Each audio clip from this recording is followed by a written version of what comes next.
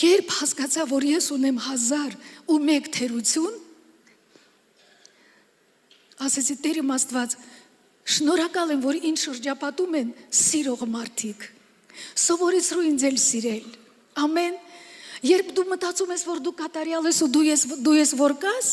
այն ժամանակ դու ուրիշների թերությունների վրա ես շեշտը դնում, բայց երբ դու հասկանում ես, որ դու ունես շատ թերություն, այն ժամանակ դու քեզ շատ խոնարհ ես պահում ու ասում ես Տեր, սովորեցրու ինձ սիրել քեզ պես, սովորեցրու ինձ սիրել, ամեն, դրա համար եկեք սիրելիներս, սովորենք սիրել միմյանց, եթե դու ասում ես, որ հա ես սիրում եմ, նենց եմ սիրում, սրան եմ սիրում, նրան եմ սիրում, Աստված քո կյանքի մեջ կբերի նրան, ում դժվար է սիրել ու ասի դե մի հատ ցույց տուր, ոնց ես դու սիրում։ Շատերը մեզանից խուսափում ենք բարդ մարդկանցից ու ասում ենք, օ լավ կլինի, իմ աչքերը այդ մարդուն չտեսնի, այդ մարդուն տեսնում եմ ներվերս քայքայվում են։ Օ, եթե ինքը չլինի եկեղեցում կամ իմ ընտանիքում ես այնքան երջանիկ կլինեի, բայց Աստված ուրիշ ծրագիր ունի, Աստված ասում է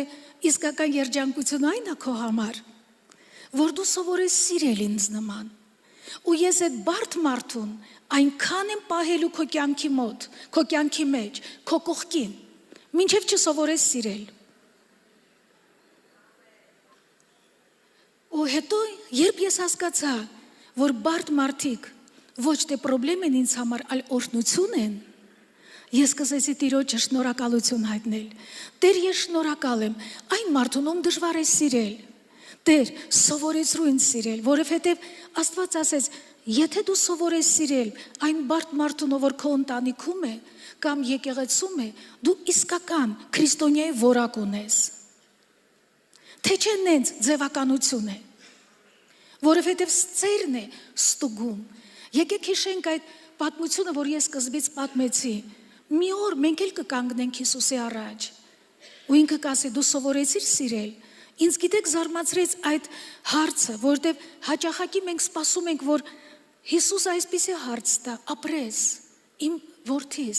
այնքան պտուղ բերեցիր, այնքան մարդկանց փրկության պատճառ եղար, այնքան մարդիկ բժշկվեցին քո միջոցով, բայց Հիսուսին մի բան է հետաքրքրում, դու սովորեցիր սիրել իր նման, ամեն իր նման, ոչ թե քո ձևով, ոչ թե քո հասկացած, քո զգացմունքներից բխած ձևով, այլ նրա ձևով, ամեն